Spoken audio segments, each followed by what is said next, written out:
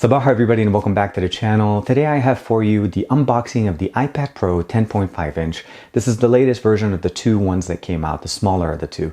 This is an upgrade actually from last year's model, which was 9.7 inches. But not only that, we're also going to compare the two from last year and this year and check out all the new features of iOS 11 running on both the 9.7 inch and the 10.5. This is TK, let's check them out.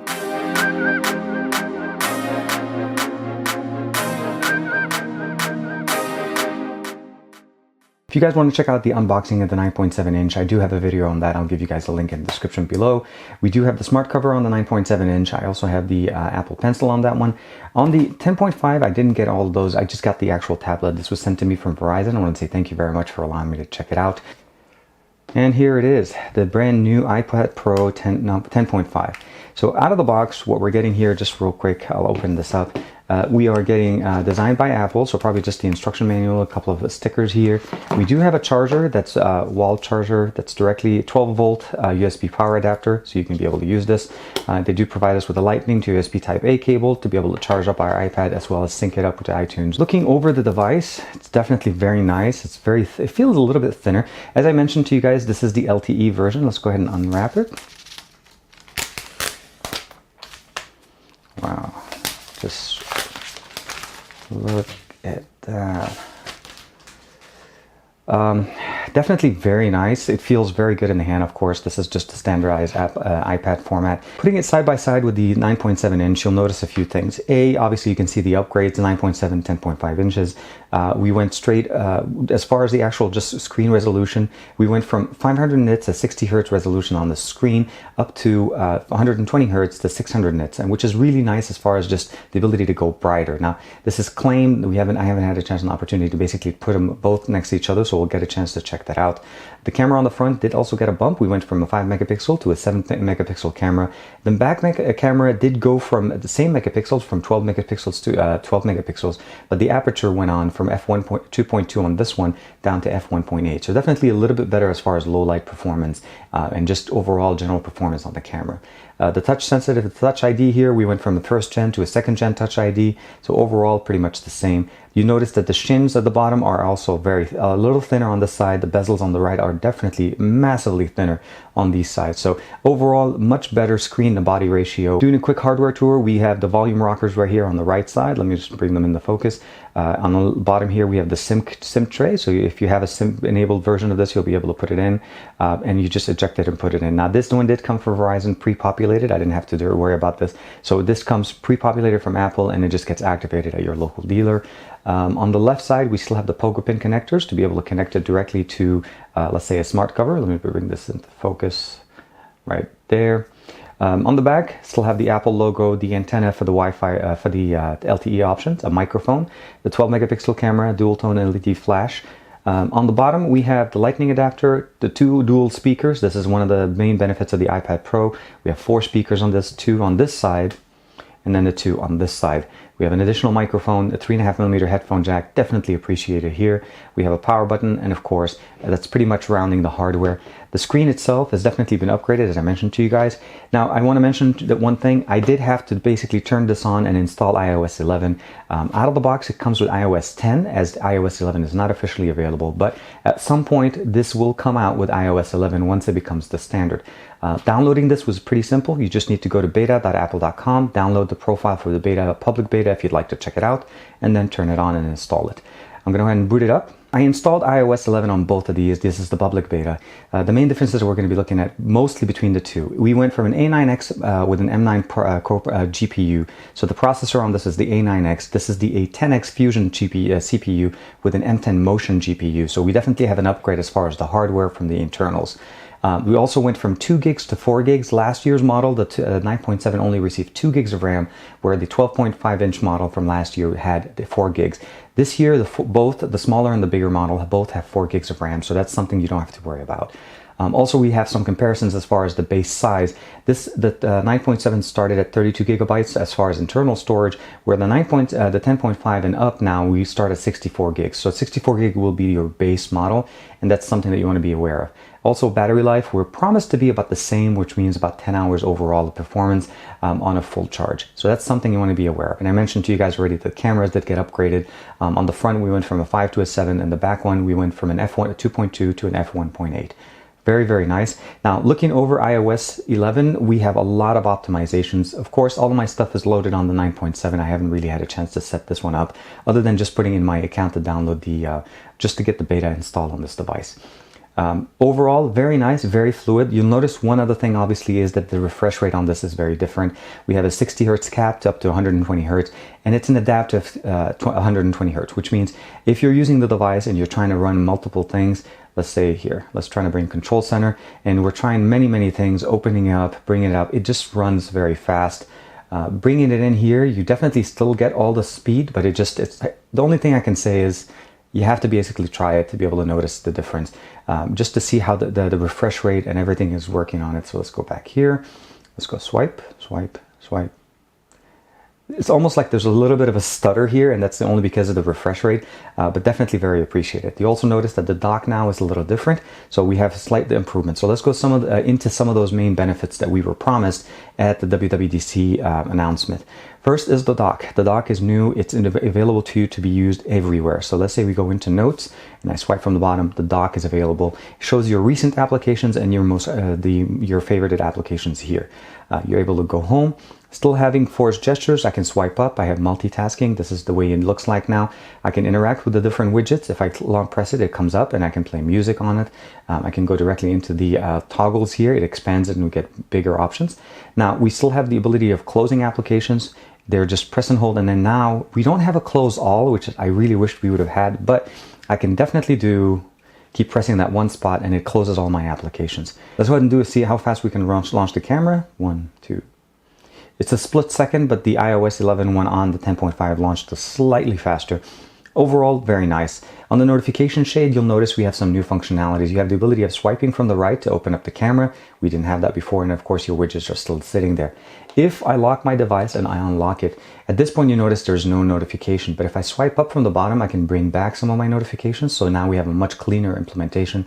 Of course, still have access to the widget on the side, the camera on that end, and then Touch ID, of course, still works beautifully. I can use the same thing again in the notification shade. So the notification panel now looks and acts more like the lock screen. So I still have access to the camera, the notification, and it keeps it very clean. So go ahead and bring it down. Here it is. Now I'm going to bring it down to the control center and I'm going to open up Notes. So you notice Notes is sitting right there, settings and camera. I'm going to press and hold and then bring up and then lock it to the left side of my screen. And you'll notice right now we went straight into split screen mode. The reason why I wanted to show this to you guys is I can actually drag and drop things from one side to the other now, which gives us the ability to do much better whenever we're doing note-taking, writing documents. We can actually attach different things into it. Now we have a file system that's integrated into the system, which means we actually have a file manager, which we never had on an iOS device before. We've always had the frustration of not being able to access our local files or to actually being able to go through them. You'll have access to iCloud on my device, recent deleted applications, and you can also categorize your different options, and then they're categorized in the way you have them here. And if you have iCloud, you can access your pictures and so on, all of those things, and you can also have a recent tab. Definitely very appreciated in the sense of what we have.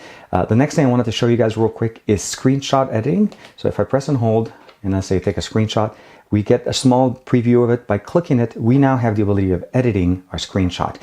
We can use a pen, we can draw all over it and say, wow, you know, things like that. And of course, when you say done, you can either save it to photos or delete it after you share it. You still have the sharing option at the top, so that's something you want to keep in mind. One of the reasons why the new refresh rate is even better, it's because the screen will actually refresh at a much faster pace now when you're using it with the Apple Pencil. So your response time, so let's go ahead and bring it in, you'll notice it almost as fast as I'm able to go is as fast as the actual text is able to show up on the screen. Or in this case, the scribble that is showing up on the screen. So let's go ahead and delete this one. We'll start up another one. So let's say hello. How are you?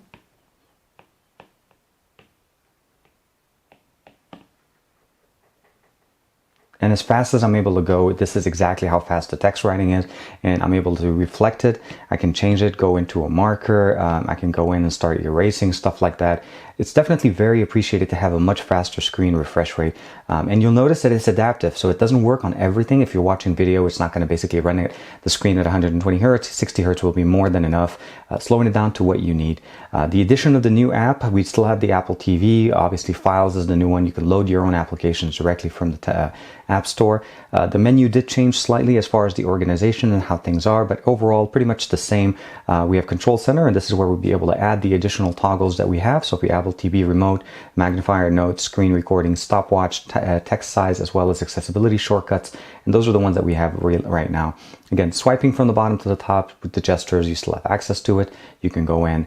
Very, very nice, very quick, very responsive. The App Store did also get a refresh. We now have today, games and apps and updates, as well as the search tab. And of course, your profile is showing right there. The games or the actual interface is more depth-based, and you're able to scroll through and interface with it. Definitely a very nice implementation. And of course, you can still restore some of your applications that you've downloaded before. This did also get a slight upgrade. We now have the ability of swiping from the bottom and doing all of our editing directly, especially to live photos. So this was a live photo that I was using here, and I'm able to basically edit it, and I can loop it. I can keep it into a live photo motion. So here you go. I can click it. You'll notice this keeps it in. Or if I want to loop it, and then it becomes into a loop, it zooms in. You notice it kind of makes tempers it out or makes it a little bit more smooth. And then of course I have it in loop, and it tells you which one it is. I can still swipe up and then edit it. I can go balance, long exposure, change different things. Definitely a lot better implementation as far as editing things directly on your iPad, and making it a little bit better as far as a powerhouse. iMessage did also get a slight bump in a little bit of an interface as far as how we run things. You're able to basically add messages. The keyboard did change slightly. You'll notice here, I no longer have to switch. I can press 5 and swipe down to type in a 5. So here is a 4, 5, 6, 7, 8, 9, 10. Definitely much faster than I've seen in another keyboard where you have to press and hold kind of a thing. Here, you don't have to switch over to the number pad anymore. So here's 1, 2, 3, 4, 5, 6, 7, 8, 9, 10. Last thing I wanted to show you guys real quick is a little quick demo of the actual speakers. Now we have 4 speakers that are adaptive to the orientation of the device. So an example would be, if I'm watching the actual video holding the tablet this way, the audio will come in stereo on the right and left. If I switch it over to be more of in this position, like obviously I'm using the stand-up version, the audio is going to go right side, left side by splitting the audio, and it's seamless as you're transitioning over. But I wanted to show you guys real quick a quick demo on the audio itself.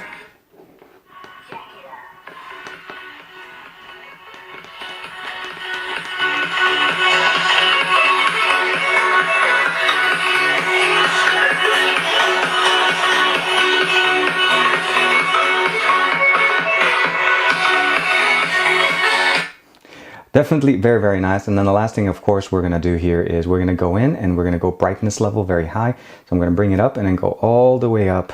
And you'll notice extremely nice, extremely bright, beautiful colors. DK, you gotta play longer songs, man. This is both devices running at the maximum high brightness of the screen. I can actually see a little bit of brighter screen. So the difference between them is not that big. It's 511 nits to 600 nits, but it's big enough that it actually is noticeable when you're using it. So it's a bigger screen, better looking display. The 10.5-inch iPad Pro is definitely a very nice upgrade from what we had last year. We have bigger screen, smaller bezels, faster running display as far as the 120 hertz refresh rate. The Apple Pencil works very, very nice. The responsiveness on the screen is extremely well done. When you put them next to each other, the 9.7 actually looks a little bit slow because of the refresh rate, but I'm hoping this actually does show up on the camera for you guys. I like the fact that we went on the spec bump. We have 4 gigs of RAM. We have the A10 processor, A10X with the Fusion processor there, as well as the ability of having the M10 GPU that's running there. So we should be able to get a very nice performance. The stereo speakers are as well as implemented as they were last year, still very loud, very nice, and they are adaptive to the orientation of your display. Very, very nice. I like it. Let me know what you guys think in the comments below. There's going to be a full version review of the iPad Pro 10.5 running iOS 11 within the next week or so. So again, I look forward to your comments to be able to help me shape that review for you guys. Thanks to Verizon for allowing me to check out the iPad Pro. It's definitely very nice to have it connected to LTE connection because I don't have to worry about being next to a Wi-Fi connection. I can just turn it on, start using it, and enjoying the actual tablet anywhere I am. Other than that, like and subscribe as usual. Let me know in the comments what you guys think, and I'll see you guys in the next video.